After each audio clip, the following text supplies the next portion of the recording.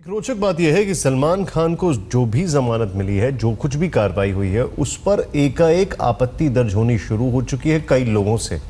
अब इसमें बीजेपी के लिए अपने आप में एक बहुत बड़ा एम्बैरेसमेंट है। बीजेपी के लिए अपने आप में एक बहुत अजीब सी बात यह है कि एक जुडिशियल मैटर में राजनीतिक बयानबाजी, यानी एक न्यायिक प्रक्रिया में राजनीतिक बयानबाजी पार्टी के लिए कितनी भारी पड़ेगी। एक तरफ साध्वी प्राची हैं, दूसरी तरफ उनके सांसद हैं। साध्वी प्राची तो अपने बयानों से जानी जाती हैं। साध्वी प्राची का क्लेम टू फेम तो अपने बयान ही है, लेकिन जो पुलिस कमिश्नर रह चुके हैं और अब सांसद हैं, उनका अगर बयान ऐसा आए तो फिर क्या समझा जाए। और इस वक्त की बड़ी आपको खबर बता दें, यूपी एसटीएफ की बड़ी कामयाबी है। दिल्ली एनसीआर में छापेमारी में 27 गिरफ्तार। आरोपियों में लड़कियां भी शामिल हैं। अब तक 14 करोड़ रुपए की ठगी कर चुके थे ये लोग। पुलिस ने इनके 64 कॉल सेंटर सीज किए हैं। पुलिस के मुताबिक कॉल सेंटर का पता, बैंक अकाउंट, सब कुछ फर्जी था। दिल्ली एनसीआर में ये थे कॉल सेंटर। इनके खिलाफ लखनऊ और बरेली में दर्ज किए गए थे मुकदमे।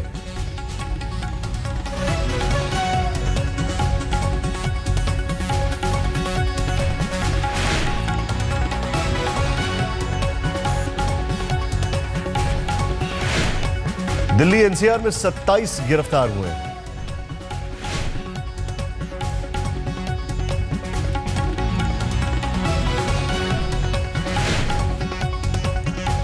इस वक्त की सबसे बड़ी खबर।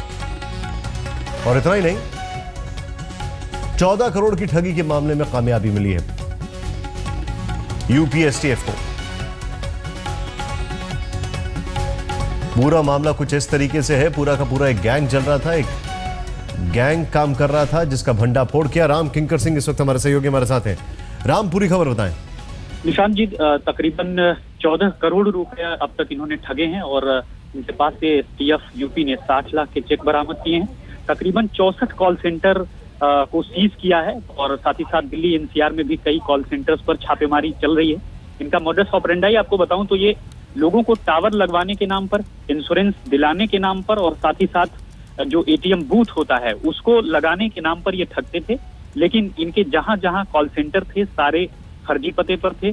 सारे जो बैंक अकाउंट्स थे उनका पता फर्जी था। दरअसल बरेली और लखनऊ में इस तरह का मामला दर्ज हुआ था और मामले दर्ज होने के बाद एसटीएफ को यह काम सौंपा गया। एसटीएफ लगातार चेज कर रही थी इन लोगों को और उसके बाद से उनको कामयाबी मिली है। और सबसे बड़ी हैरानी की बात यही है कि इनमें लड़कियों का भी इस्तेमाल होता था कॉल सेंटर में और लड़कियों की भी गिरफ्तारी हुई है और तकरीबन 60 लाख के चेक बरामद हुए हैं। और पुलिस को यही अभी लगता है कि आने वाले दिनों में और ज्यादा इसमें गिरफ्तारियां हो सकती हैं और ज्यादा लोग पकड़े जाएंगे। हालांकि जिस तरह से ये कई सालों से चल रहा था, क्योंकि कंपनी फर्जी थी, साथ ही साथ सब कुछ फर्जी वाला चल रहा था, बावजूद इसके लोगों को चूना लग रहा था। ऐसे में यही पुलिस पता लगा रही है कि आखिर वो कौन लोग हैं जो शामिल थे इन पूरे घटनाक्रम में। हालांकि बड़ी कामयाबी कही जा सकती है यूपी एसटीएफ की। मैं आपसे एक चीज जानना चाहूंगा यहाँ पर, पूरे मामले में क्या क्या चीजें निकल कर सामने आई? कैसे ठगी करती थे? मॉडस ऑपरेंडी किस तरीके से था? ये कौन लोग थे? कैसे पुलिस इन तक पहुंची? एक एक चीज समझाएं जरा। दरअसल ये अगर हम सपोज कर लें, फर्ज कर लें कि एक रिलायंस का टावर लगवाने की बात होती थी, तो ये फोन करते थे और ये बोलते थे कि आपको कुछ सिक्योरिटी मनी जमा करानी होगी। उसके चेक वो लेते थे लाखों रुपए में और उसके बाद से जब चेक जमा हो जाता था तो जो लड़कियां पहले फोन पर बात करती थी, ल्योर करती थी लोगों को, ग्राहकों को। जब ग्राहक फंस जाते थे और चेक इनके पास आ जाता था, अकाउंट में डिपॉजिट हो जाता था, तो ये वहां से कॉल सेंटर का दफ्तर बंद करके फरार हो जाते थे। और ऐसा तकरीबन 14 करोड़, एक बहुत बड़ी रकम कही जा सकती है, 14 करोड़ रुपए इन्होंने अब तक ठगे हैं लोगों से, जाहिर सी बात है।